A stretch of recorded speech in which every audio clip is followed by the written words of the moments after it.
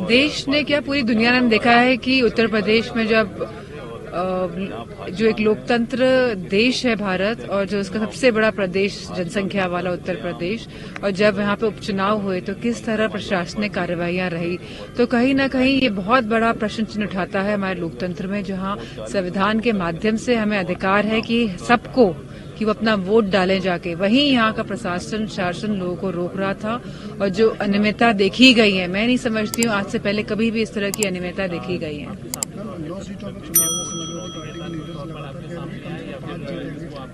हमें कमी कोई नहीं रह गई है। कमी इस बात की रह गई है कि शासन और प्रशासन का जो एक्शन रहा, मैं समझती हूँ कि और जो कुशासन रहा मतदान वाले दिन, कमी यहाँ रह गई है। लगातार इलेक्शन कमीशन से शिकायत भी की, क्या कुछ परिणामों के आने से पहले शिकायत का परिणाम, शिकायत लगातार इलेक्शन कमीशन से की आप? मैं समझती हूँ 7 या 9 अधिकारियों को सस्पेंड किया गया, लेकिन suspension is not the way out. मतलब सस्पेंशन का इस बात का कोई हल नहीं है। क्या होना चाहिए था आपके साथ? आज आपकी जीत, कठोर से कठोर जो अधिकारी हैं जो इस तरह की कार्रवाई करते हैं, और स्पेशली जब हमारा लोकतंत्र में खतरा जो जिनकी वजह से आज है, तो मैं समझती हूँ इन अधिकारियों पे कठोर से कठोर कार्रवाई होनी चाहिए।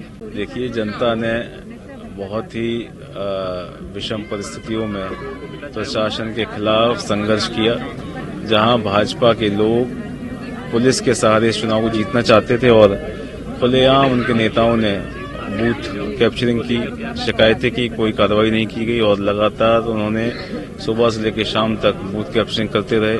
हमारे जो वोटर थे जो शांतिपूर्ण तरीके से मतदान करे, उनके ऊपर लाठीचार्ज किया। कई गांवों में खबर आई, हमने सूचित भी किया, उसके बावजूद जो है पुलिस का रवैया ऐसा रहा। तमाम सारे कार्यकर्ताओं को 3 दिन पहले से मुकदमे लगाए गए, उनको उठाया गया। तो जितना तांडव हो सकता है सरकार ने किया, उसके बावजूद करहेल के मतदाताओं ने समाजवादी पार्टी को भरोसा जताया। उसके लिए मैं सभी कार्यकर्ता साथियों का और करहेल की जनता का धन्यवाद देता हूँ। तो प्रदेश में 5 सीटों पर समाजवादी पार्टी के नेता लगातार जीत की बात करते हैं, 2 पर ही जीत हुई, कैसे देखते हैं आप? क्या था? देखिए, मीरापुर और कुंदरकी में क्या हुआ आप सब जानते हैं, और जैसा कभी इतिहास में नहीं हुआ जिस तरीके से सरकार ने रामपुर का भी रिकॉर्ड को पीछे छोड़ दिया और वोट डालने के लिए किसी को आने नहीं दिया, और जितना पुलिस फोर्स यूज कर सकते उसको किया। लेकिन इसका जो परिणाम है, जो जनता का जवाब है, वो 2027 में जनता जवाब देगी। निश्चित तौर पर यहाँ के कार्यकर्ताओं को, यहाँ के नेताओं को, जिनकी लगातार कह सकता हूँ समर्पण निष्ठा समाजवादी पार्टी के प्रति रही है और रहेगी। ये सदैव नेताजी का बनाया हुआ गढ़ है, इस गढ़ को कभी कोई कमजोर नहीं कर पाएगा।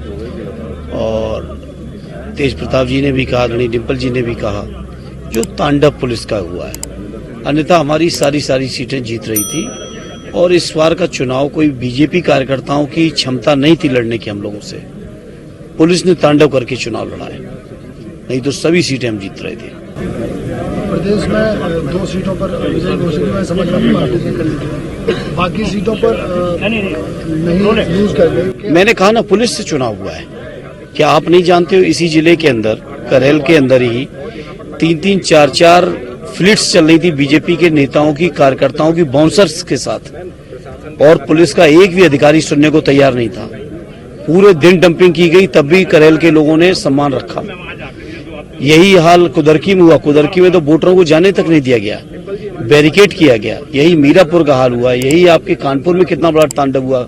इसी तरह से आपके मजमा से लेके कटहरी तक पूरे उत्तर प्रदेश में ऐसा कभी चुनाव ही नहीं हुआ था। लोकतंत्र एकदम संकट में है, और सबको मिलकर बचाना पड़ेगा लोकतंत्र।